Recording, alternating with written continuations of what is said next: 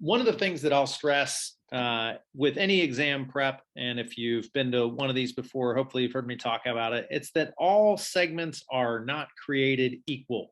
So in the event that you feel like you're better at some things than other things, you want to make sure that you are better at things like contracts, general principles of agency, the practice of real estate. Those are the three largest segments on the exam. And so if you're good at those, you will have a good shot of doing well on the exam.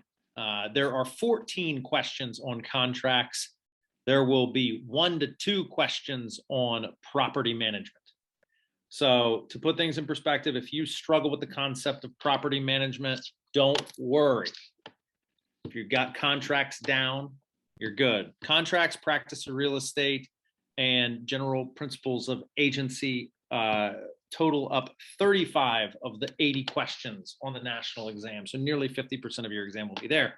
And that's where we're going to start this evening. I requested if you guys could go ahead and drop your name and phone number in the chat box. I know we occasionally text reminders or updates around the study session. And so I want to make sure we have everyone's cell phone number so that we can include you on those text communications around these events.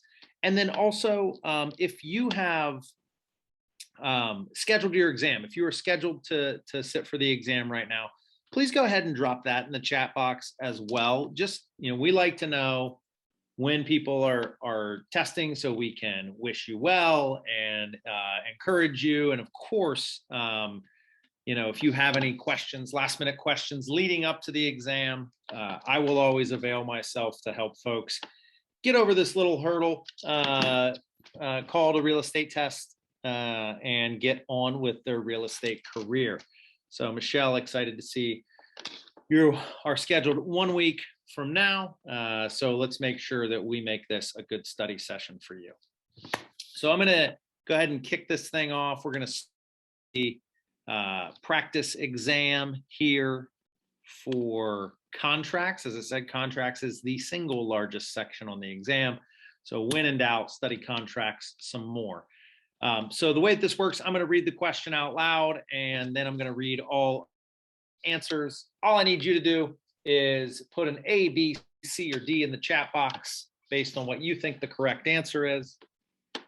I will go with the majority, whatever letter gets the most votes in the chat box, I'll select and we'll see what we got right. If a lot of people got it right, we'll move on. If a lot of people missed it, we'll stop and talk. I would also encourage you, if you don't know the answer, just type I don't know or put a question mark in. That's okay. So here's the first question. When an offer is presented, A, accept the offer so it becomes a contract. B, all of these answers. C, make a counteroffer. Or D, reject the offer. Looks like we got a lot of B's in the chat box, and that is correct. You can do any of those things. You can accept it, you can reject it, or you can change the offer and become the offeror. One important thing to remember here as it relates to counteroffers is when you make a counteroffer, you are killing the first offer. So when you make a counteroffer, it is a rejection of the first offer and putting forth a second and separate offer. So when the time comes and you get the question as to whether or not after a counteroffer is rejected, the seller can go back and accept the original offer, that answer is going to be no. All right, a seller signs exclusive right to sell listing agreement with a broker. The seller's brother-in-law makes an offer on the property the next day, not realizing it had been placed in a listing. Which statement is true? A, the seller found the buyer, so the listing is void. B, the broker is entitled to a commission. C, the broker is not entitled to a commission. Or D, the seller will not have a commission. What do we think happens here with an exclusive right to sell? Seeing a lot of B's in the chat, and that is correct again. So exclusive right to sell entitles you to a commission as long as that property sells. This question will come up, or some version of it will come up, with exclusive right to agency being the type. In that case, exclusive right to agency only guarantees the broker or agent a commission if they bring the buyer, which in this circumstance they would not, and therefore would not be entitled to a commission. All right, question number 3. A seller signs an exclusive agency agreement with the day after the listing is signed. The seller's brother-in-law decided to make an offer on the property without knowing it had already been listed. Told you this one was coming. All right, which statement is true? A, since the buyer was found during the listing period, the broker is entitled to a commission. B, the broker is not entitled to a commission. C, the buyer will have to pay the commission. Or D, the seller will have to pay a commission to the broker.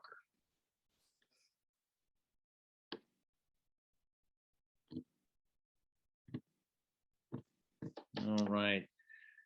This, like every other question, is going to be B. Because is it an exclusive agency agreement, you are not entitled to a commission if you do not bring the buyer. All right. Mary buys Sally's property, which is subject to a mortgage after 5 years of payment. Mary defaults, and Eric, can you make sure that you turn off notations or whatever you're doing? You're marking up the screen. Sorry. All right. So Mary defaults and misses a payment. Which is the appropriate remedy for the original mortgager? The original mortgager. All right. A, to sue Mary and Sally as they are both liable for the mortgage. B, sue only Sally as Mary took on the property subject to a mortgage and there was no assumption. C, sue only Mary as she assumed the mortgage. Or D, the mortgager has no recourse since there was no assumption.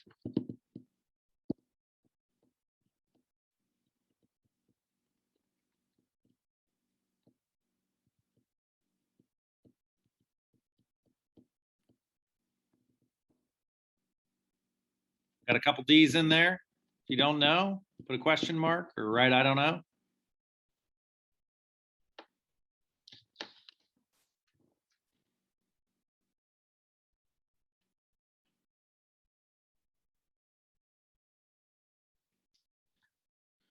It's some D's and C's. All right, let's start here. Who is the mortgager? Who is the mortgager in this situation?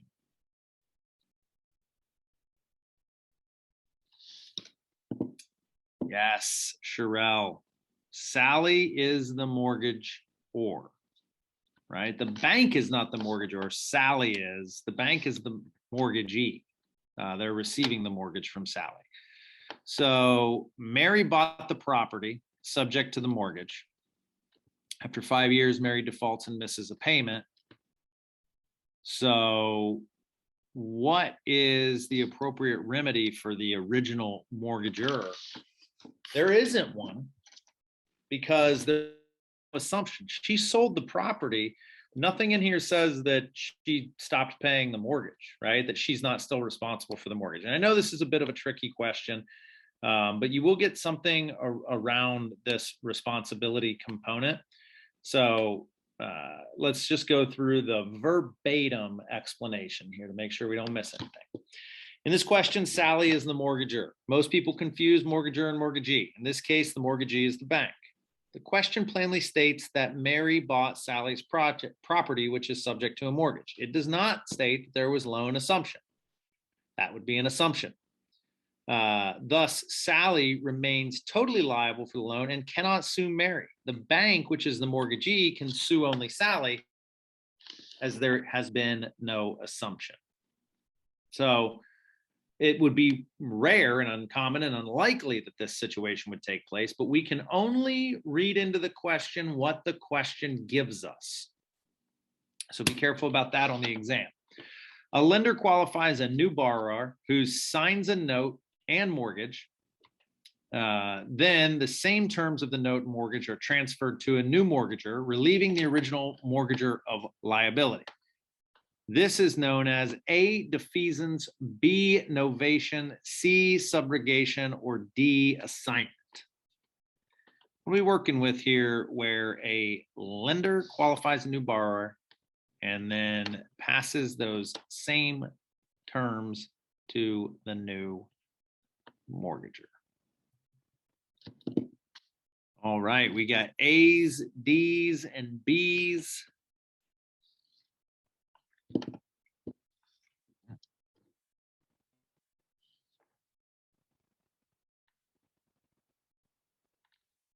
All right, so we got a couple D's and a couple B's because Lila guessed. All right, so we got enough D's in here to go with D. And the answer is B. So there's a little bit of nuance here. The substitution of a new contract with the withdrawing party relieved of liability is novation. So in this case, the key is that we have the original mortgager relieved of liability. Assignment is transferring one party's interests in an existing contract to somebody else. The assignor is not relieved of liability. Subrogation is the substitution of one creditor for another, with the second creditor having legal claims and rights, i.e. when somebody buys a mortgage note from another lender. And the defeasance clause declares a mortgage is satisfied at the final payment. So assignment, no relief of liability. Novation, relief of liability, right? That's the thing that we have to keep our eye on for these questions. John and Mary are getting a divorce. How sad. John tells Mary that unless she agrees to sell their home immediately and split the proceeds, he will proceedings to gain custody of the children. If she agrees, the sales contract may be voidable because A, consideration, B, the legality of the object, C, duress, or D, offer and acceptance. Let's load those chat box up. What is it? Consideration, legality, duress, or offer and acceptance. All right, seeing a lot in the chat, and that's going to be correct. Duress is a useful defense against enforcing a contract because there is no genuine meeting of the minds. That agreement cannot take place. The meeting of the minds cannot take place under duress. So a contract entered into under duress is not enforceable against the forced party. Consideration, offer, acceptance, and legality of object are all essential to the contract. All right, a contract is entered into on fraudulent terms introduced by the seller. Upon discovery of the fraud by the buyer, the contract may be A, voidable by the seller, B, valid, C, void, or D, voidable by the buyer.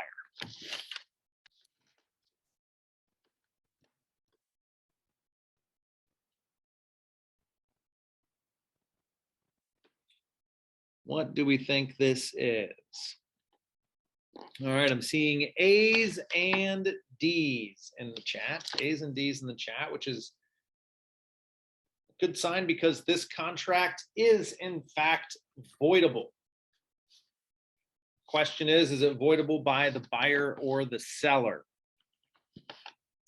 It's going to be voidable by the injured party, right? That's the easiest way to determine who has the right to void the contract. So because fraudulent terms were introduced by the seller, the buyer would be the one injured by those fraudulent terms or perceived to be injured. So then they would have the option to say, I no longer want to be in this contract, or despite learning what I have, I will go through. So it is not void, it is voidable, and it is voidable by the buyer as they were the injured party.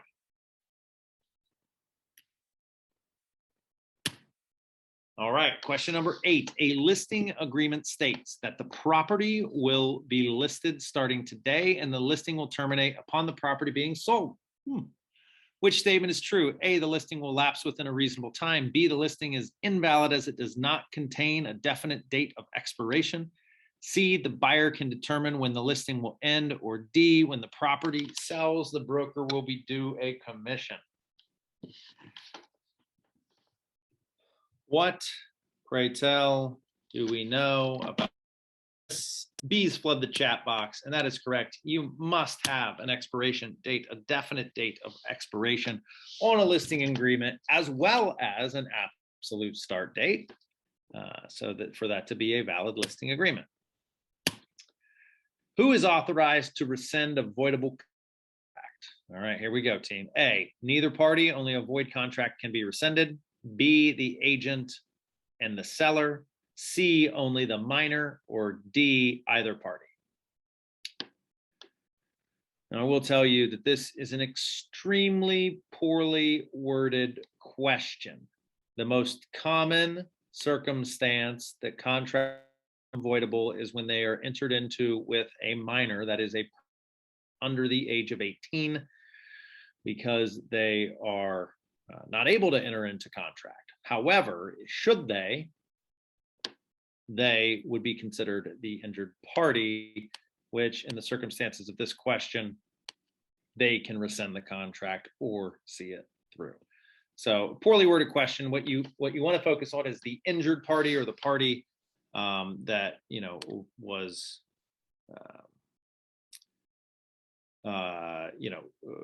otherwise thought to be taken advantage of. All right, question number 10. An option A requires the optionor to complete the purchase if the optionee so elects. B keeps the offer open for a specified period of time.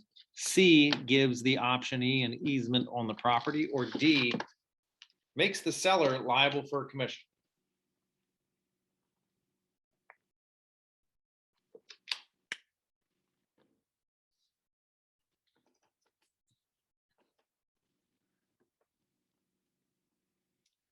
All right, A's flood the chat box, and that is correct.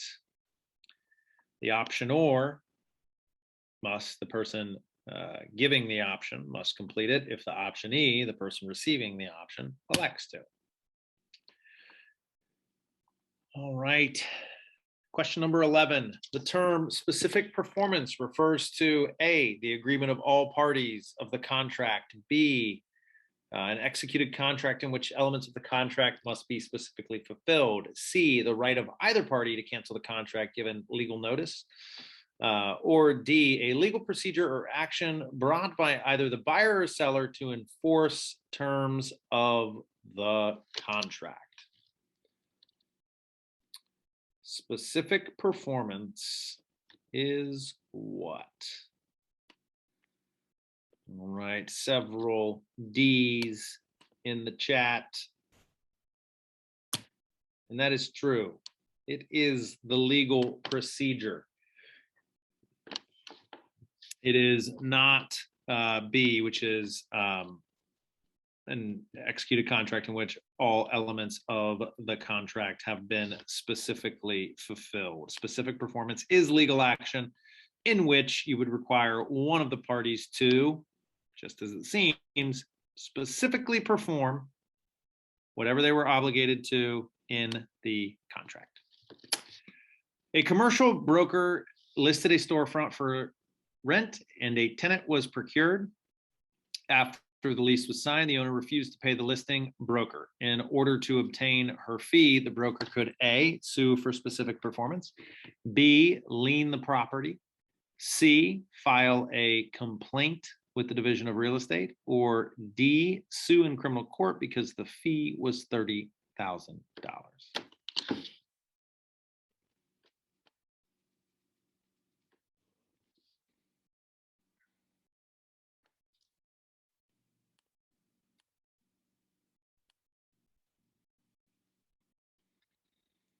All right, this is going to seem slightly confusing coming off of the last question, but the answer is B, putting a commercial lien on the property. Since this may feel like, oh, specific performance, that seems appropriate since somebody didn't do what they said they were going to do, but specific performance is action for buyers and sellers. This is between a broker and the landlord. And specific to commercial properties, they're the only ones that can be liened in such a manner to guarantee payment, because there is not typically an escrow company involved, a title company involved. Keep in mind, filing a complaint with the Division of Real Estate won't really do anything to somebody who is not a licensed realtor. We do not know what the fee was, so any assumption around price is really going to lead you down the wrong path. All right, the law requiring certain real estate contracts to be in writing to be enforceable is A, an instrument law, B, the statute of limitations, C, the parole evidence law, or D, the statute of frauds.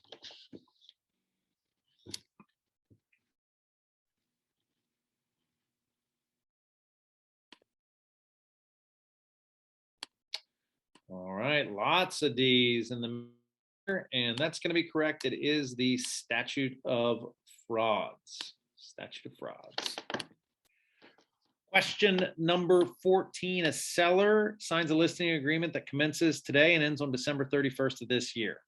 The listing agent tries as hard as possible, but cannot find a buyer who is interested in the property. After the first of the year, the listing is terminated by A, unilateral agreement, B, expiration, C, seller rescission, or D, the statute of frauds. All right, we know it's not D. Expiration per the contract terms is the correct answer. All right, bringing it home with contracts. Question number 15. If upon receipt of a purchase under certain terms, the seller makes a counteroffer, the prospective purchaser is A, bound by the agent's decision, B, bound to accept the counteroffer, C, bound by the original offer, or D, relieved of the original offer.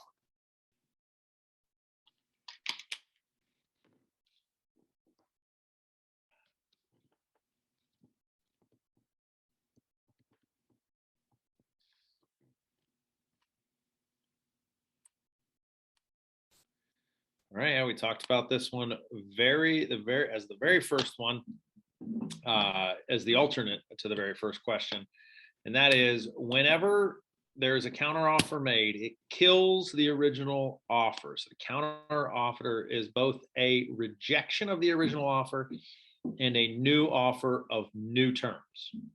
So when that happens, the original offering party is relieved of that offer. All right, gang. So that takes us through contracts.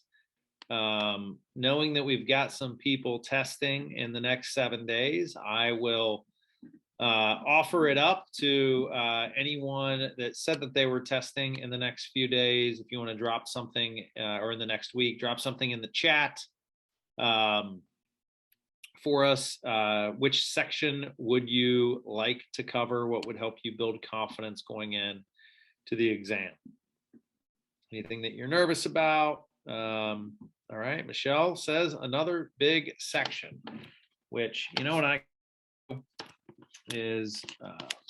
will also, for all of you, put in the chat how many questions should roughly be in each section. Let's see. So that's your national exam, and then your state exam is going to be the next thing. All right, so looks like practice of real estate is going to be the next largest section for us. So we will dive in there. There should be about 11 questions, or just over 10% of the total exam, almost 15% of the exam coming through that bucket. All right, here we go. Same rules apply. When is a broker / agent entitled to a commission? A, at the closing table. B, when the listing is signed. C, when a ready, willing, and able buyer is found on terms acceptable to the seller. Or D, when the sales contract is signed. So when you due a commission.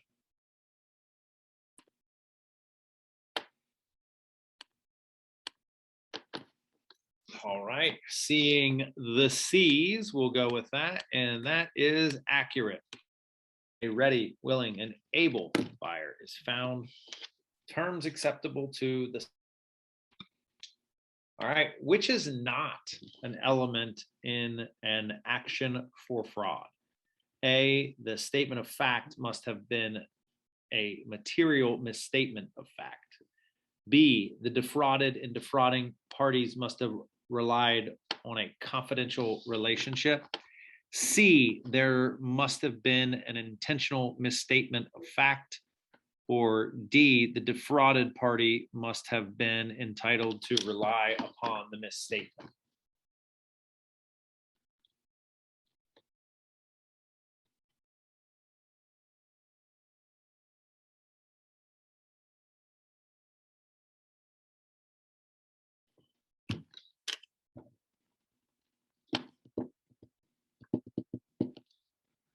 All right, A's and C's are showing up here.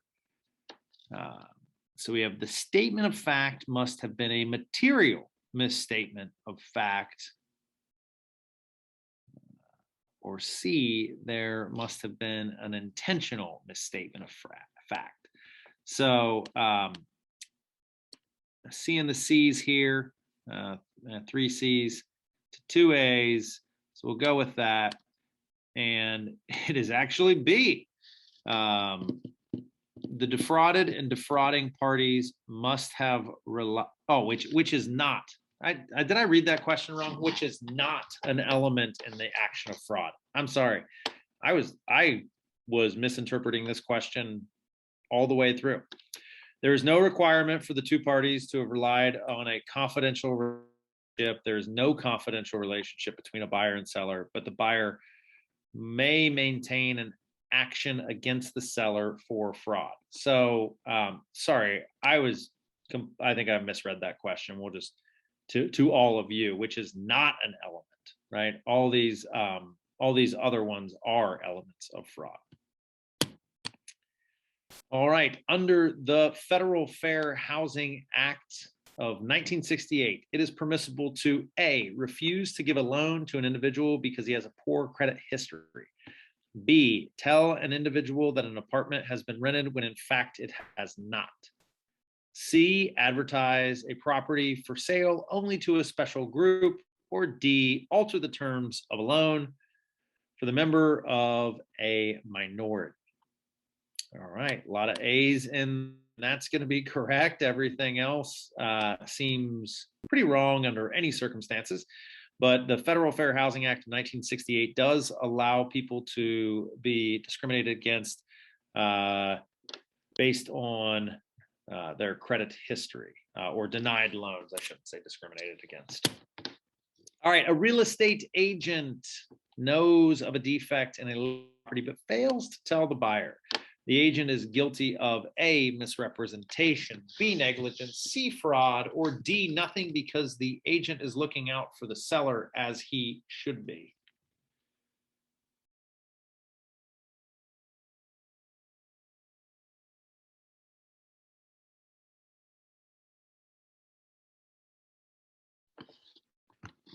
All right, we got A's and C's and a D and a B. All right, so I'm just going to do a quick tally here. It looks like we got more C's than A's. I don't know. Let's go with C. And that's going to be correct. Misrepresentation is negligence. So those two answers are the same. Fraud is intentional, an intentional lie or intentional misrepresentation. So in this case, the agent knowing of the defect creates a fraud moment, right? So you may see questions on the exam that say the buyer asked if the basement had any previous issues with flooding. and the buyer's agent says, no, there were no previous issues of flooding, when in fact they don't even know. That's a misrepresentation. When they don't know the facts and they misrepresent a circumstance. But if they knew the basement had flooded and then said, no, there's been no flooding, then that is fraud. Question number 5, a real estate licensee needs to have a little understanding of the law, only a little understanding of the law because competent attorneys are available. B, a broad understanding of the law and how it affects real estate. C, legal experience as a practicing lawyer. Or D, an in-depth understanding of constitutional law. As B's, fill up the chat box. That is going to be correct. Competent attorneys are not always available. You do not need experience as a practicing lawyer. And while constitutional law, for whatever reason, is a really popular thing to hear about in the news right now, it's nothing you need to worry about as it relates to real estate. All right, guys. Sellers negotiate a listing with a broker stating that if they find their own buyer, they can save the commission. However, if the broker, his agent, or any other brokerage finds the buyer, then the sellers will have to pay the broker's commission. What type of listing did they just negotiate? A, an exclusive right to sell. B, an exclusive agency agreement. C, a net listing. Or B, an open listing.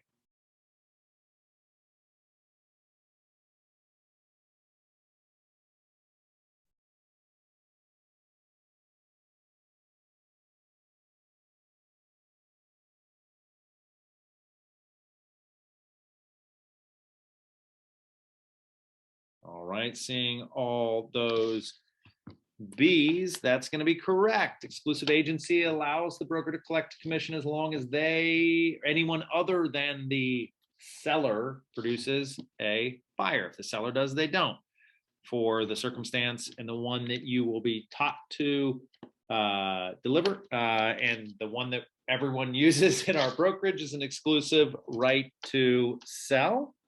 And that is that's going to guarantee you a commission regardless of who buys it. All right, question number 7. A real estate agent assures a buyer that a home is free of structural defects. As it turns out, the home had a very leaky basement. Which statement is true? Both the sales agent and the seller are liable for misrepresentation. B, the agent is not liable as he is just an agent of the seller.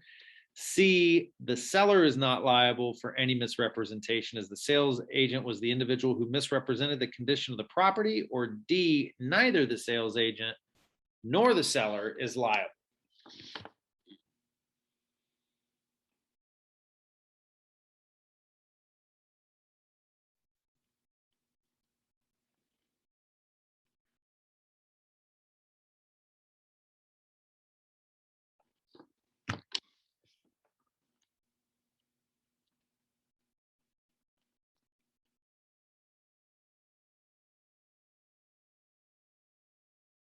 All right, so there are a lot of A's, and Micah and Aisha are saying that it is C.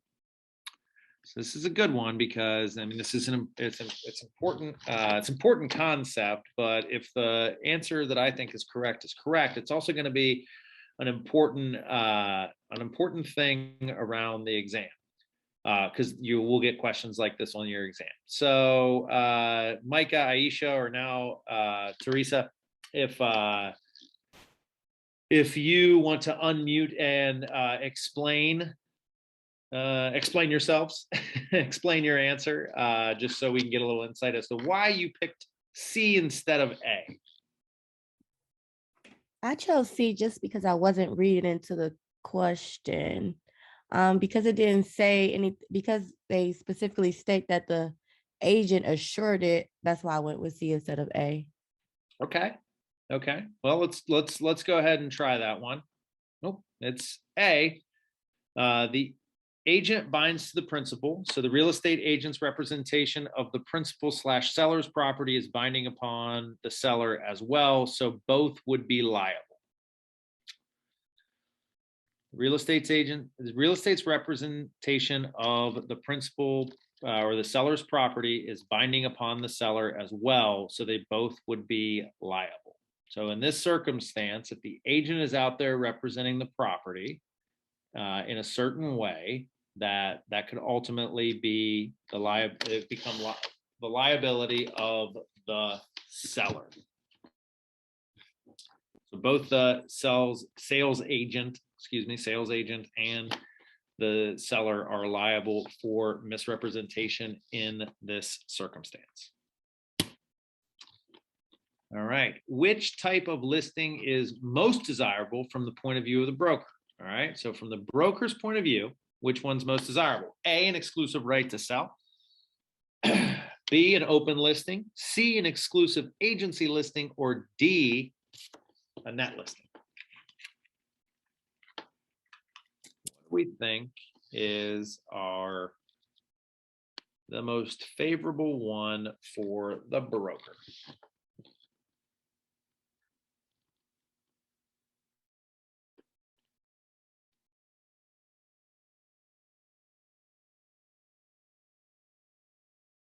All right, seeing all the A's, that's going to be correct. That one guarantees, right? If the property sells, you get a commission, whereas the exclusive agency listing is one that does not guarantee, depending on who brings the buyer, right?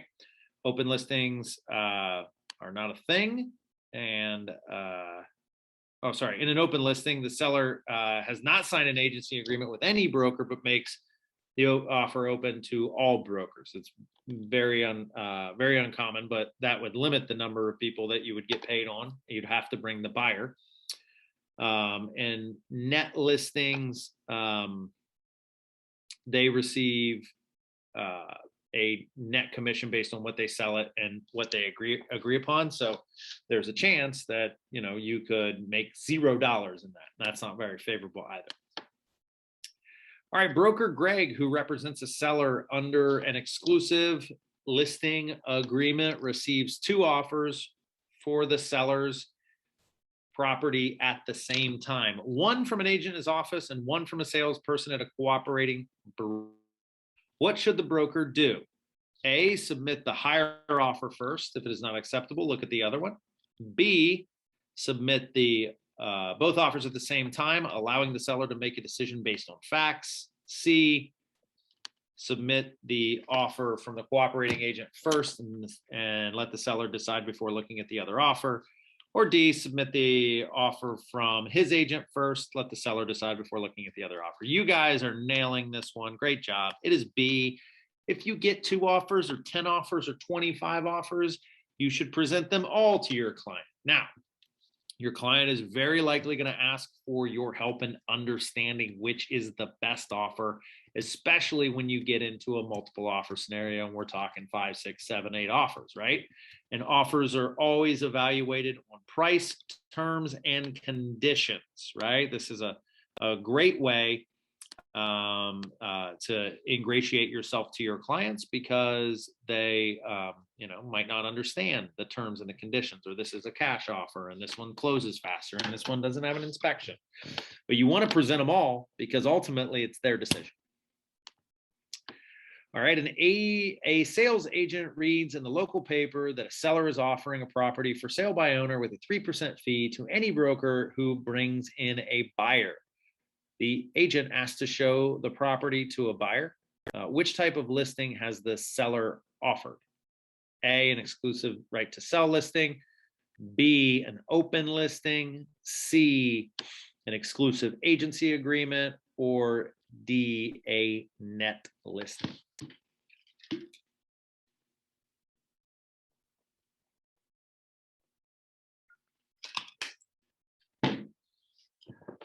All right. Sounds like an open listing, and it is an open listing. They have no representation as a seller, but are paying a commission to anyone that brings a buyer. All right, a broker reads in the local newspaper. Sorry, it's just the same question again. Broker reads in a local newspaper that a seller is advertising a property for sale by owner and is offering 3% to any broker. What type of listing is this? Yeah. A, open listing. Sorry, that's weird. We had that same question twice in a row. The broker has, excuse me, let's read the first answer. A sales agent is about to take a listing.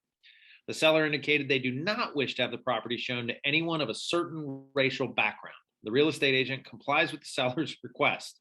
Which statement is true? A, the broker has no liability for the sales agent's request or act. B, the sales agent has no liability as it's following the seller's request. C, the seller has no liability since the sales agent will be the only person showing the property. Or D, the broker is liable for the sales agent's misconduct, even though the broker did not know of the discriminatory acts. And that is correct.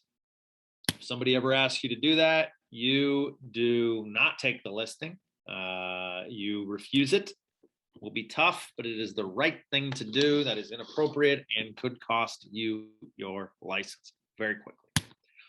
All right, a seller who lives in a small town has made posters. My goodness, they're just hammering this question.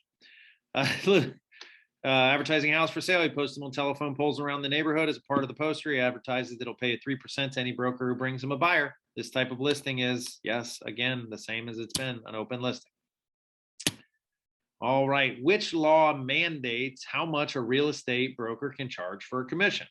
A, the city ordinance. B, there are no such laws, as this would be a violation of the Sherman Antitrust Act. C, federal law, or D, state law. Yes, it is B. There are no such laws. You set your own commission rates, and we will help you and train you and coach you to getting 7% as your listing commission, because that's how good you are and that's what you deserve, because you get those homes sold above the price your seller wants you to. All right, question number 15. Goldberg lists his home with PDQ Realty, allowing them to put a sign in the front yard, list in the MLS, and advertise in the local newspaper. During the listing period, Goldberg sells his home to his brother and is not obligated to pay PDQ any commission. What type of listing did they have? Is it A, an exclusive agency agreement or listing, B, a net listing, C, an exclusive right to sell listing, or D, an open listing? Yes, it is A, the exclusive agency, because they are not due a commission based on who bought the property. Right, they really hammered those listing types. And guys, just so you know, this is this CompuCram gets updated with different test questions and examples and things of that nature. So it is likely that if it is, if it's showing up consistently here, it's going to be an important part of what you're going to see on the exam. All right, we probably got time for one more small section. Is there, and again, going back to Michelle and some of the folks that are going to test in the next 7 days, is there anything that you want to run through, get a couple extra questions in on, etc.?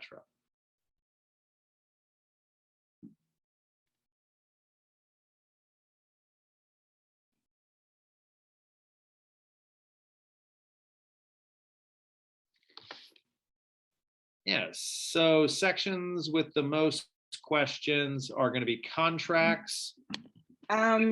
This is Michelle. Sorry, I'm using my phone, so it's very hard to keep texting in here. Yeah, but some of the questions with math questions and which formulas to use. I forgot which section I was having a hard time with. Could be real estate calculations. You can dive in. Yep. Okay, let's try and knock that one out. We'll get through as many questions as we can in the next few minutes, and then I'll repost the question breakdowns in the chat just for those of you who were asking for that. All right, let's see if we can get through a few of these. A real property transfer fee of $2 million on the sale of real estate at a total consideration of $89,500 equals A, $8.95, B, $179, C, $1,790, or D, $89.50. And if you guys would like, I can work these problems. So, because I know sometimes, hey, we're on our phones, or it's a little bit hard to do the calculation. What I can do is just try to help by working through here. So whenever we see mills, whenever we see mills, we want to divide by 1,000, right? Because a mill is 1/1000th of a transfer or property value. So 1 mill in this equation, or in this circumstance, is $89.50. And we know that the fee is 2 mills. So we just take 89,500 divided by 1,000, then multiply by 2, and that's going to be $179. So mills divide by 1,000 and then multiply by the number of mills. So sorry, Micah. I will slow down on the future problems. All right, in the sale of a 150 by 110 foot property at $2.50 per acre, if the broker's commission is 6%, how much does the owner realize from the transaction? Right. So if we are looking at this, first thing we need to do is figure out how much the property sold for. So we know the dimensions and the cost per square foot. So we're going to start by getting the total area. So 150 times 110. 16,500 square feet. We know that there are $2.50 per square foot. So we're going to take the total square footage and multiply it by 250. So this total piece of property sold for $41,250. Okay, 150 times 110 times 250. That's the cost of the property. Now the broker's commission is 6%. So I'm just going to type in the chat 41,250. Broker's commission 6%. So let's figure out what that is, times 0.06. So they got paid out. They got paid out $2,475. So now, how much does the owner realize from the transaction? Well, if those are the only two things, we take 41,250 and we subtract 2,475. And that's going to give us $38,775.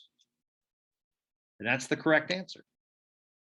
So just a little 3-step process there on that one. A broker has 3.75 acres of land listed at 21.5 cents per square foot. The total listing price is, all right, guys, I don't know why. And I promise you, though, you will get a question that requires you to know the total number of square feet in an acre. It is 43,560. There's no easy way to remember that. But just need to know that there are 43,560 square feet in an acre. Because for this one, you take 43,560, you multiply it by the 3.75 acres. So those 3.75 acres are actually a total of 163,350 square feet. Because we need it in square feet because the pricing is in square feet. So once we have it there, we then multiply it by the cost per square foot, which is 0.215. And in that case, the total cost of this property is $35,120.25. So you will have to bring that knowledge to the table for your exam. I promise at least one question where we will need to know that 43,560 square feet are in an acre. All right, a property is valued at $100,000 and is taxed at 45 mills. There's that mills again. The assessment rate on the property is 35%. Calculate the yearly taxes. A property is valued at $100,000. The assessment rate is 35%. So I know I said when you get to mills, divide by 1,000. When you see assessment rate, multiply by the assessment rate. So 100,000 times 0.35 means that the assessed value of this property is $35,000. Now, because we're operating in mills, we're going to do it on the assessed value. We're going to divide by 1,000. That gets us to 35. So every mill is worth $35. So we now multiply 35 times 45 because it's taxed at 45 mills. $1,575 is the annual tax rate. So again, a multi-step problem here. Take the value, get it to the assessed value, and then apply the tax or the mills to get to the taxes. Right? So we go from 100,000 to 35,000 to 35 to 1,575.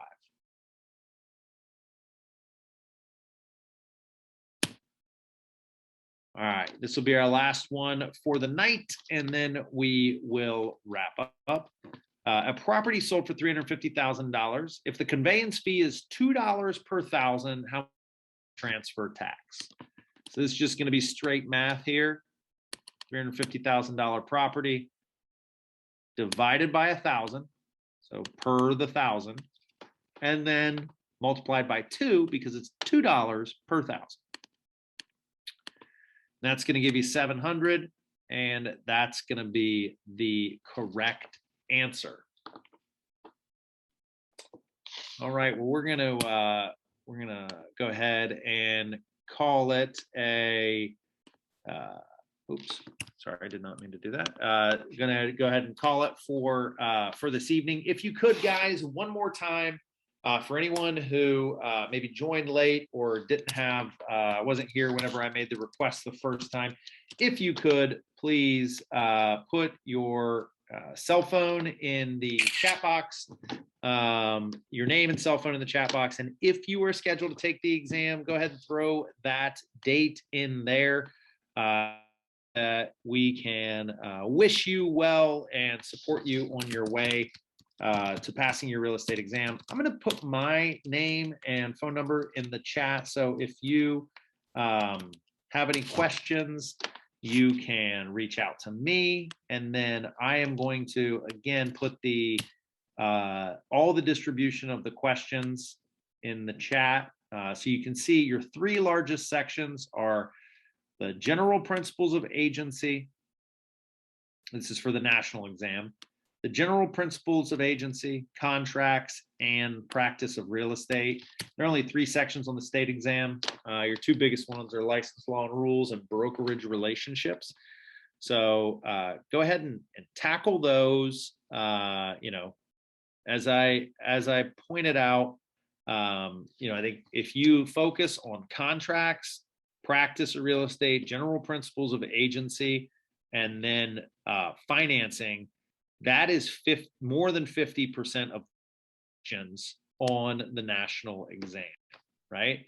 And so if you are struggling with, again, struggling with land use or leasing and property management, it's okay. You can bat 500 on those and still do really well. If you only get half the contracts questions right, you're going to be in for probably a retake. So make sure you're spending your time there. And that will be a, you know, those are the places where you can make up the most ground. And of course, as you're studying, if you have questions or need anything, please let me know. Reach out to me or Danielle or anyone else on our team. Aisha, I will give you, so from a state, there are 120 total questions, and that, 120. So I'll have to go back on the state website and grab the updated, because it looked there might be a few more national or a few more state questions, but you need a 70% on each. And so you can see for each of those, you need to get 56 questions right for the national, and what is either 28, yeah, because it would be 28 of 40, not 28 of 36. So there you have it, folks. If you, as I said, have any questions, comments, concerns, smart remarks, or physical threats, you can direct them all to me. But until next time, we will see you. We'll see you here in Mondays at 6 p.m. And this is every Monday via Zoom. We'll usually hit contracts, general principles of agency, practice of real estate, and then a few others, a couple of those, make sure we're hitting the big ones. But yeah, we'll look forward to seeing you guys here next Monday. In the meantime, if you need anything, just let me know. Thanks.